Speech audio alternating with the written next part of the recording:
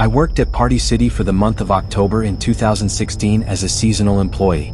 It was hectic for the Halloween season, unsurprisingly. I was assigned the night shifts on weekdays because I did not have early classes. The location where I worked extended its weeknight closing time to 11 p.m. during the Halloween period.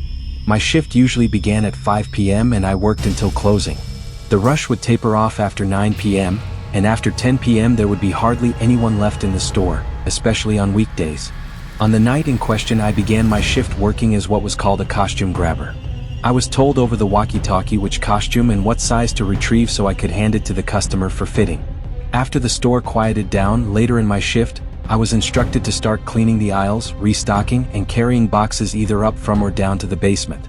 The basement work required a lot of walking up and down stairs, and it was easy to become winded quickly. After 10 p.m. there were only about 4 of us left on duty. A girl named Maria at the register, Kyle cleaning aisles and stocking shelves, Ashley, the supervisor for the night, and me. During the back and forth basement runs, the basement area was connected directly to the upstairs costume storage room, so it was not a very long walk from one to the other. I took a 10-minute breather and then returned to lug boxes from the basement up to the costume storage room. Someone had turned off the basement lights and I assumed Ashley had done it. I flipped the light switch back on and descended into the basement. As I was lifting a box of girls' costumes, I heard something fall on the far side of the room. To be clear, the basement was not especially large. It was one big circular area filled with boxes and a large shelf in the middle. I set the box down and slowly peered my head around the shelf. There was a person in a white hooded robe costume wearing a terrifying monster mask. At first I jumped and then I laughed and said, "You got me." The person in the costume did not reply. They simply tilted their head to the side as if still toying with me. Initially I suspected Ashley, since she sometimes wore a clown costume while supervising. Then I realized the person was much taller than Ashley and must be Kyle. I moved to approach him to remove the mask, but the figure took a step back. When I looked down at the boots, I recognized heavy, dirty work boots, boots I knew Kyle did not wear. A cold shiver ran down my spine. I went back upstairs without running so as not to draw attention. I went straight to Ashley, who was speaking with Maria at the register, and asked where Kyle was. He called out from a nearby aisle, "What is up?" When I told Ashley that someone in a costume was in the basement who did not belong there, she grew concerned. Kyle and Ashley accompanied me back to the basement so I could show them, but as in any cliched horror scenario, whoever had been down there was gone. There was a back exit in the upstairs costume room for unloading truck shipments, so it was possible the intruder had left through that door. Ashley sped through the security footage from the previous hour and did not see anyone enter the costume room except for me. There was no camera in the basement itself or in the costume room to verify that part. Part of me wanted to believe it had been a prank and that if I went back down I would find the person hiding, laughing. But my job was my job, and I had to return to the basement to continue the work I had been assigned. When I went back down I once again grabbed the box of girls' costumes I had attempted to carry up earlier. I managed to get it to the stairs but paused because I thought I heard the faint rustle of a small plastic bag. I did not want to remain alone in the basement to investigate. I was not being paid enough for that.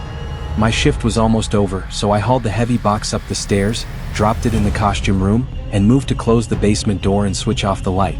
Before I shut the door, I looked down the staircase. At the bottom stood the person in the white robe costume again, only this time the mask was removed. I saw his face, a smiling face looking up at me. I slammed the door shut and ran back to Ashley and the others screaming for help. They came as quickly as they could to the costume room. The back exit door inside the room was wide open, as was the basement door. This time the intruder was gone for real. The single external camera that covered the delivery area had not caught him. I do not know whether the intruder had stolen anything besides the costume he had been wearing. For all I know, he may have taken nothing at all. He may have been pulling an elaborate Halloween prank, or he may have been in the yard with the intention of actually hurting someone. For all I knew, he could have been an armed robber, and I treated the situation as though my life were in danger. October had always been my favorite month. It occupied that perfect middle ground temperature-wise. Never too hot, never too cold. The leaves began to turn orange and brown, and there was that crisp, refreshing October breeze. My friends and I used to rake the leaves into a huge pile and have wrestling matches in them when we were children. We called them triple threat matches, and we pretended we were in the WWE. We did that from roughly age 9 until about 12. When we were around 10 or 11, it was late October and most of the leaves had already fallen. Because my property was the largest on the block, my friends Liam and Billy came over to help me rake the leaves into a giant pile. It was a cloudy, windy afternoon and the light was beginning to fade. The house where we lived was a corner property with a large strip of lawn beside the sidewalk that ran into a short dead-end street with only 2 other houses on it. One belonged to an elderly couple who seemed not to care much about anything, and across the street was a small, disheveled house whose owner rarely came outside. That arrangement let us be loud and obnoxious without worrying about prying neighbors. We wrestled in the leaves for maybe half an hour before going inside to have a snack and play video games. After a while, Liam and Billy wanted to go back outside for another nighttime match. When we returned, it was almost completely dark, but a single street light in the dead end lit the side of our property enough for us to see. The pile of leaves seemed smaller than before, so we began raking to build it up again. Liam noticed a long, oddly shaped mound of leaves that we had not seen earlier. He began to rake at it and called out that there was something under the leaves. We came over to help him brush the leaves aside, and all 3 of us screamed when we realized there was a grown man hiding beneath the pile. We stepped back, looked at one another, and then looked at him. We did not know whether to laugh or to be frightened. Perhaps this was some very early Halloween prank. The man's face remained covered. Liam and I dared Billy to pull the leaves away and reveal the face. Billy walked up and began to clear the leaves slowly. As he kicked the leaves away, he discovered that the body beneath was hollow and hard. There was no head, no face. It was a dummy, some kind of fake body that someone had planted there. Who would leave that in the yard? We found the answer when someone rustled in the bushes behind the pile. We shouted, "We see you," and the man hiding in the shrubbery emerged laughing and exclaiming about how he had fooled us. He was older, perhaps in his 60s, and he looked grotesque. Bulging eyes, crooked teeth, heavy breathing. He said he had put the dummy there because he always watched us play in the leaves and thought it would be funny. The way he said that, the way he admitted to watching us, made my skin crawl. Liam tried to be polite, but I felt uneasy, so I urged my friends inside. We left the man in the yard. I told my father what had happened, and he went out to check, but by the time he did, the man had already moved the dummy. We played video games the rest of the night, all of us agreeing that the man had been strange. When my friends had gone home and I had gone to my room, I left the window open as usual to let in a breeze. I was watching television when I suddenly heard a voice outside the window. I jumped and looked up, but I could not see who was there at first. The voice said, "I did not mean to creep you out earlier. I live in the house across the street. I like watching you kids play in the leaves." I was in shock to hear a stranger speak from outside my window. I kept looking up and eventually saw the familiar face of that same man from earlier. He pushed his arm under the sill and tried to raise the window further as if to climb in. When he realized he could not fit, he reached toward me. I screamed for my father and ran to his room, tugging him out of bed and leading him to the window. By the time we arrived, the man was gone, but I told my father that he lived in the house across the street in the dead end. My father charged over to that house with me. My father banged on the front door, but the man did not answer. My father called the police, and when they arrived, he escorted me back to the house with 2 officers. With the police present, the man opened his front door. It was, in fact, the same man I had seen earlier. I was too young to understand the signs, but my father and the officers saw immediately that he was under the influence of something. My father later told me he suspected crystal meth. I remember looking into the house from the doorway and seeing that it was an absolute pigsty. Reflecting on it now, the chaos and filth fit the stereotype of a methamphetamine user's home. Trash and disarray everywhere. For all the years we lived there, we had been completely unaware that a disturbed man had been living in that disheveled house across the street and watching my friends and me play. Several Octobers later, I was talking to a girl I met at a party a month earlier. For the purpose of this story, I will call her Nikki. We had been seeing each other casually and spending time together about once a week for a few weeks.